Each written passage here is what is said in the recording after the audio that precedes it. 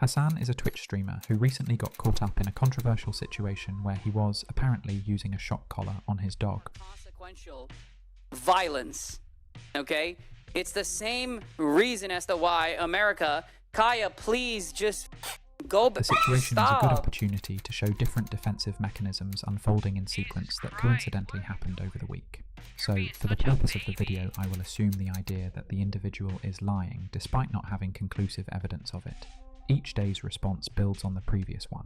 As denial becomes unsustainable, it evolves into minimization and finally rationalization among other tactics. On first day, there is denial. No room for disruptive narrative.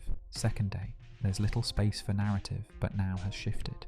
Third day, now the narrative is partially acknowledged, however, carefully contextualized. They're claiming that the most well-trained and the most spoiled, best kept after dog on the planet. The tactic used is called fudging, focuses on the use of ambiguous language, creates contrast, setting up a space where there is no room for malice. It's actually being used by me, apparently. They said you shocked her with a button. Yeah. In my evil villain lair. Ignoring and denying. As the words suggest, one ignores, act as if it doesn't exist. The other one disagrees with the disruptive meaning. Good thing I didn't hit the trapdoor button instead on accident. She reviewed food online, she up? No, she went when she was getting off the bed.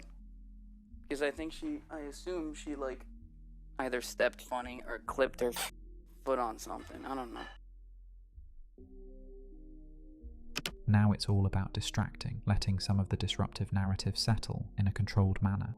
Can you just show the collar, shut everyone up? This is the one that people are talking about. It has the capacity to vibrate, and that's it. Are you happy? That's it. Let's see how the emphasis is redistributed. There's the air tag, there's the vibrator. It also has a flashlight component to it at nighttime, and it also has a tracker on it when she gets lost. If she were to actually get Each component lost, has a different weight, distracting the viewer from one idea.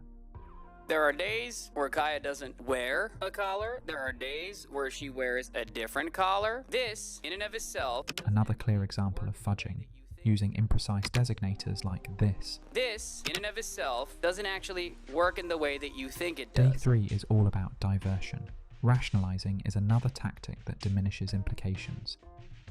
That's part of the reason why so many trainers have come out and been like, you guys are wrong. Like, shock collars are not like tasing the dog. It's like a TENS machine. I have literally shocked myself in the past. It sounds like I did it myself, it's not the big deal. Shows how the impact is lessened.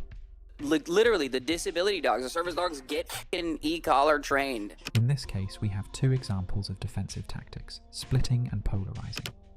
Splitting is about accepting disruptive meaning in one context, but not following through in other contexts. For example, service dogs versus household dog. With like a what you would call a shock collar. When polarizing, what you would call shock collar. Draws a line between people who calls it shock collar, they dangerous, and people who calls it e-collar, I desirable behavior, also called framing.